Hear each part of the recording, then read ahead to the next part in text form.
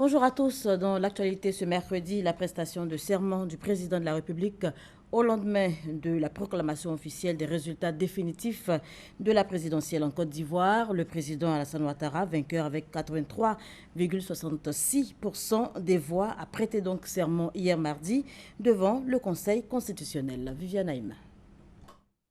En conformité avec la disposition de l'article 39 de la Constitution ivoirienne, qui fait obligation aux vainqueurs de l'élection présidentielle de prêter serment devant le Conseil constitutionnel, gardien de la Constitution ivoirienne, dans les 48 heures qui suivent la proclamation officielle des résultats de l'élection. Ce mardi 3 novembre, lendemain de la proclamation officielle des résultats, le président de la République, Alassane Ouattara, président sortant et vainqueur de l'élection présidentielle de 2015 par un score sans appel de 83,66% des suffrages, a prêté serment devant le Conseil constitutionnel et devant un parterre de nombreux invités. La cérémonie s'est déroulée sous un imposant. Le calendrier des travaux parlementaires de la deuxième session ordinaire 2015 a été adopté ce mardi. Réunis en séance publique, les députés ont souscrit à l'unanimité à ce programme qui s'achève en décembre 2015. Notez que l'examen de plusieurs projets de loi était également au programme de cette deuxième session ordinaire. Lancé depuis 2015, le 13 octobre donc 2015, par le ministère de l'Enseignement supérieur et de la Recherche scientifique, l'opération de proposition d'orientation prend fin ce mercredi 4 octobre. 81 000 nouveaux bacheliers sollicitent par cette opération une filière, soit dans le privé ou dans le public. Et on poursuit pour dire que la fête continue à Grand Bassam. Le peuple Ndima Kotoko célèbre son nouvel an au nombre des activités marquant l'événement, une conférence sur l'importance de la famille. Et on en parle avec Victorien Angwa.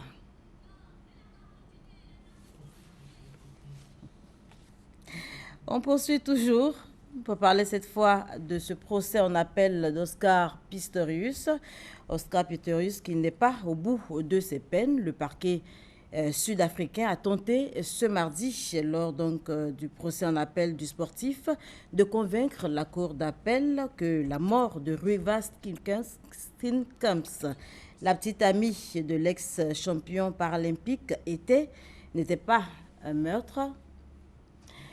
Quelques soucis avec la réalisation. Je reviens donc pour vous donner donc cette information sur Oscar Pistorius. Il n'est pas au bout de ses peines. Le parquet sud-africain a tenté ce mardi donc lors du procès en appel du sportif de convaincre donc la cour d'appel que la mort de Ruiva Steenkamp, la petite amie de l'ex-champion paralympique, était un meurtre et non un homicide volontaire. Oscar Pistorius, placé en résidence surveillée donc depuis 2 semaines, pourrait se retrouver en prison à l'issue donc de ce procès en appel. On poursuit toujours pour dire cette fois qu'à quelques semaines seulement de la COP 21, la conférence mondiale, vous le savez, sur l'environnement, conférence qui va se tenir le 30 novembre prochain. Pékin est prêt à faire des efforts pour lutter contre le réchauffement climatique. Bonne nouvelle en tout cas, c'est ce qui a filtré des échanges entre le président français François Hollande et son homologue chinois Xi Jinping. La Chine, le plus gros émetteur mondial de gaz à effet de serre avec 25%, semble bien décidé d'agresser de moins en moins l'environnement. En Belgique, l'actualité est marquée par ces brasseurs artisanaux qui tiennent tête aux grands industriels. On l'aime blanche, blonde, brune ou ambrée, mais surtout artisanale. À Bruxelles, au moment de la dégustation, Les brasseries locales ont la cote. J'aime beaucoup la bière artisanale. Pourquoi? Tout d'abord pour son goût, ensuite pour l'histoire qu'il y a derrière. Une soif d'authenticité de plus en plus visible chez les consommateurs. Ce brasseur bruxellois en est le parfait exemple. Il y a une dizaine d'années, il brassait sa propre bière dans des squats. À présent, il en vend plus de 6000 hectolitres par an. Les consommateurs aujourd'hui se tournent de plus en plus vers du manger, du boire, du consommer local. C'est une tendance qui existe au niveau européen, c'est une tendance qu'on remarque aussi aux États-Unis. Et ce n'est pas simplement une mode, c'est quelque chose, c'est un courant dans lequel on est actuellement. Et cet engouement se vérifie en chiffres. Selon la Fédération des brasseurs belges, au début du XXe siècle, en Belgique, il y avait environ une brasserie par village, soit plus de 3000. Ce chiffre est descendu à 120 il y a moins de 10 ans, pour remonter à 168 brasseries aujourd'hui. À l'heure des mariages entre grands groupes, quand la société belgo-brésilienne AB InBev veut racheter le britannico-sud-africain SABMiller, les brasseries artisanales font de la résistance et ne s'inquiètent pas pour leur avenir.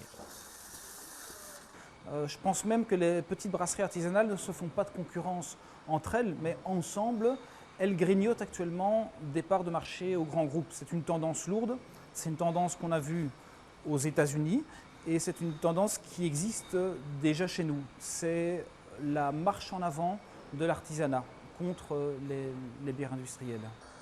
Paradoxalement, cette multiplication des brasseries artisanales et microbrasseries ne s'est pas traduite par une hausse de la consommation. Il y a une évolution du consommateur dans son comportement. On voit qu'il y a moins de consommation de bière, mais je crois qu'on consomme mieux, différemment. Une recherche de l'authenticité, du produit du terroir, des bières avec des saveurs peut-être plus complexes, des bières plus spéciales. Si les Belges boivent de manière plus responsable, les maîtres brasseurs, eux, continuent d'innover sans modération. La bière belge a encore de beaux jours devant elle. Voilà, on s'arrête là pour ce point de l'actualité. Merci de nous avoir suivis. Passez une très très bonne journée.